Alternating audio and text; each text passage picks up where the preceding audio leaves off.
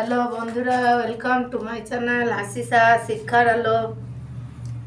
আমার চ্যানেলে সবাইকে স্বাগত। আজকে আমি তোমাদের মাধ্যমিক পরীক্ষার জন্য ভূগোলের কিছু ইম্পর্টেন্ট সাজেশন বানিয়েছি। দেখো, অ্যান্সার, কোয়েশ্চেন অ্যান্সার 2 নম্বরের এইগুলো থেকে আসবে। দেখো 1 নম্বরেরটা দেখো, আভ্যন্তরীণ শক্তি কাকে বলে। প্রথম চ্যাপ্টার থেকে বানিয়েছি, পরপর দিয়ে যাব। শিলামণ্ডল ও ভূগর্ভের বিভিন্ন অংশে যে প্রাকৃতিক শক্তি প্রতিনিয়ত কাজ করে বিভিন্ন ভূমিরূপ গঠন করে তাকে বলা হয় আভ্যন্তরীণ শক্তি। জলচক্র কাকে বলে। বায়ুমণ্ডল থেকে যাত্রা শুরু করে বায়ুমণ্ডল হয়ে আবার বায়ুমণ্ডলে ফিরে আসার এই চক্রাকার গতিকে বলে জলচক্র। অববাহিকা কাকে বলে। কোনো প্রধান নদী এবং তার বিভিন্ন উপনদী ও শাখা নদী যে অঞ্চলের মধ্যে দিয়ে প্রবাহিত হয় সেই অঞ্চলটিকে প্রধান নদীর অববাহিকা বলে। আদর্শ নদী কাকে বলে। যেসব নদীর 3টি গতি স্পষ্ট তাকে আদর্শ নদী বলে। গিরিখাত কাকে বলে। বৃষ্টিবহুল অতি উচ্চ পার্বত্য অঞ্চলে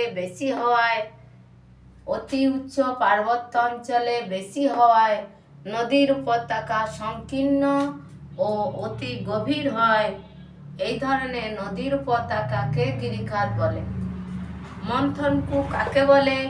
পার্বত্য পথে নদীর ক্ষয় কাজের ফলে নদীগর্ভে সৃষ্টি হওয়া এইসব গর্তকে মন্থনকূপ বলে।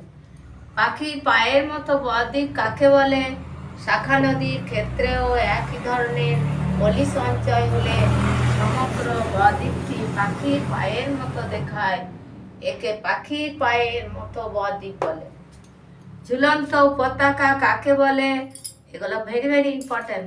যখন একটি শাখা হিমবাহের দ্বারা গঠিত হিমদ্রোণী বা ইউ আকৃতি উপত্যকা প্রধান হিমবাহ গঠিত উপত্যকার উপর ভাসমান অবস্থায় থাকে তখন তাকে ঝুলন্ত উপত্যকা বলে।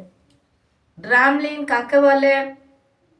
আধখানা ডিম বা চামচের মতো আকৃতি যে টিলার মতো ভূমিরূপে সৃষ্টি হয় তাকে ড্রামলিং বলে, বা এটিকেও ডিমের ঝুড়িও বলা হয়। ডিমের ঝুড়িও কাকে বলে দিয়ে দিতে পারে। জিওজ্ঞান কাকে বলে। ফাটল বরাবর লম্বা খাদ বা গহ্বরের সৃষ্টি করে। এরকম দুটো গহ্বর বা খাতের মধ্যে চ্যাপ্টা মাথা টিলার মতো যে ভূমিরূপ গঠিত হয় তাকে জিওজ্ঞান বলে।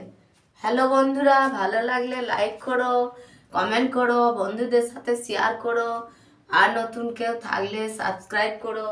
আর এগুলো চটপট করে মুখস্থ করে যাও, খাতায় নোট করে নাও। নিয়ে পরীক্ষা আর দিন নাই, দিন একটা করে দিন কমছে, এবার খুব করতে হবে।